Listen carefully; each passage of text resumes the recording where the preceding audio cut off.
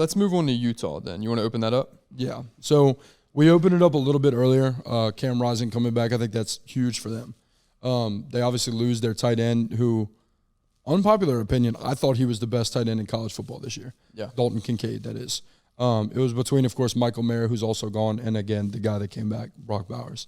I think he was the best tight end in college football. He's the most Kelsey-esque to me. That's a massive loss. Yeah. More so than the loss of Michael Mayer at Notre Dame, who, of course, we'll get to in a minute.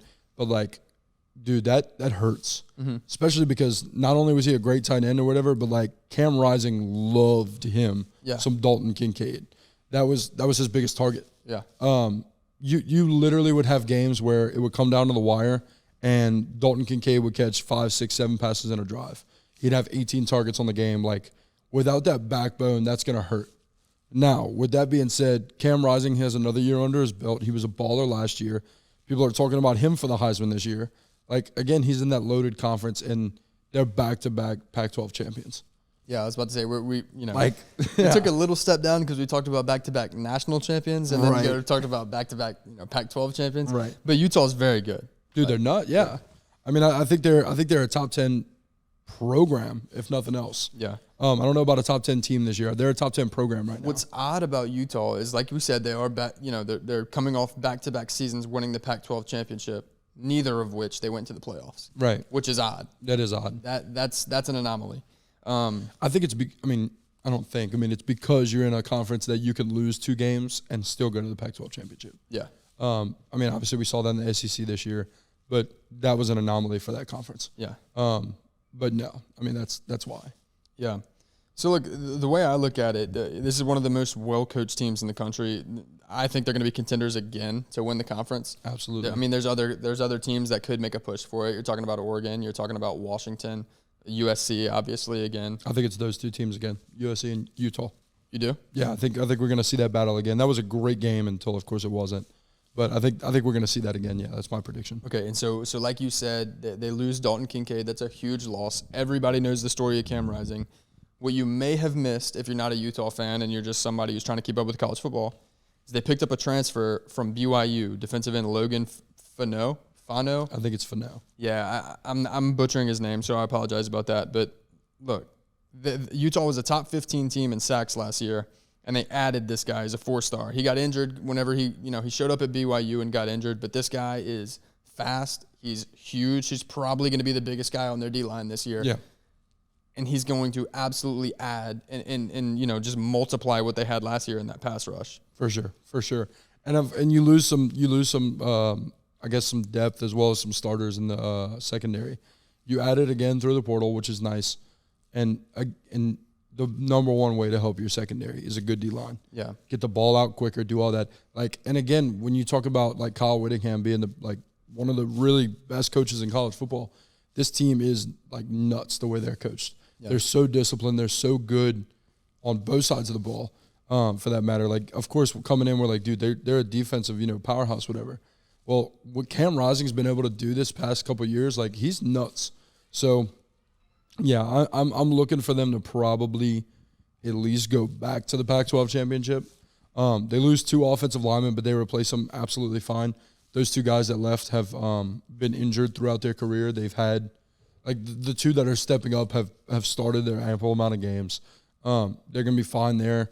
Their running backs last year, they're all super, super young. They all stayed. They're returning all but their leading rusher, which sounds dumb, but but it was such a committee that leading rusher wasn't really, crazy above the other 2 guys. Yeah, and that's the point. He was a great player, but losing their leading rusher in a running back by committee type team isn't the end of the world because you still have those guys. Yeah.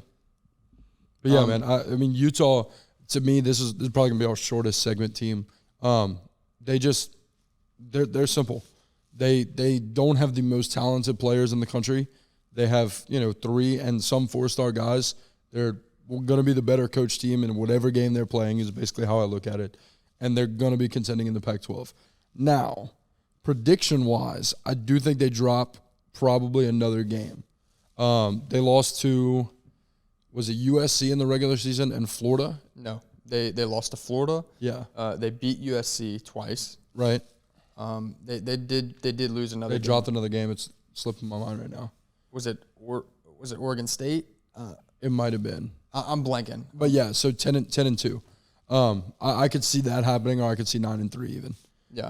I don't think they take a giant step back, but when you lose a top 10 pick in a corner, that's rough, of course. And then when you lose such a big target, not only such a good tight end, but such a big target, like a Kelsey kind of guy for y'all that know the NFL, like that's a big freaking deal. It's not just a good tight end; it's the backbone almost. Yeah. So. Yeah, losing that safety blanket's rough. And then on top of that, right? On top of that, yes, they do get Florida on their schedule again. We don't know what Florida's going to look like necessarily. We have a decent idea, but just over the country, we're not entirely sure what to expect out of Florida.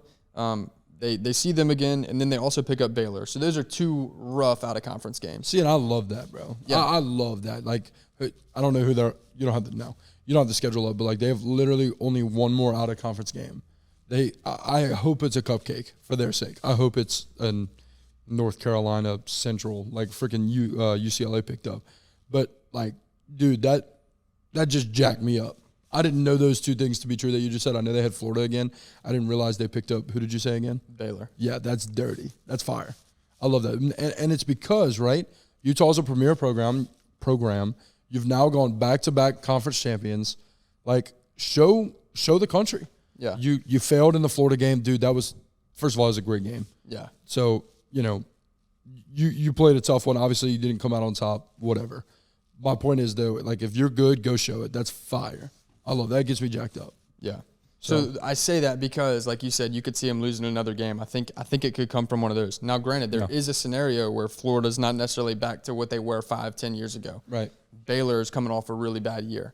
Right, they're 2 years removed from a Big 12 championship, but they're coming off a 6-6 season. Florida's a little bit lower. This is two big name schools. 6-6, yeah. This is two big name schools that could go out, and I'm sorry, that Utah could get a win against. So that's really nice on their schedule to have those names on there. Yeah, I mean, you go 10-2 and UCLA, or no, you go 11-1, and let's say UCLA goes undefeated or USC goes undefeated, just for the sake of what I'm talking about.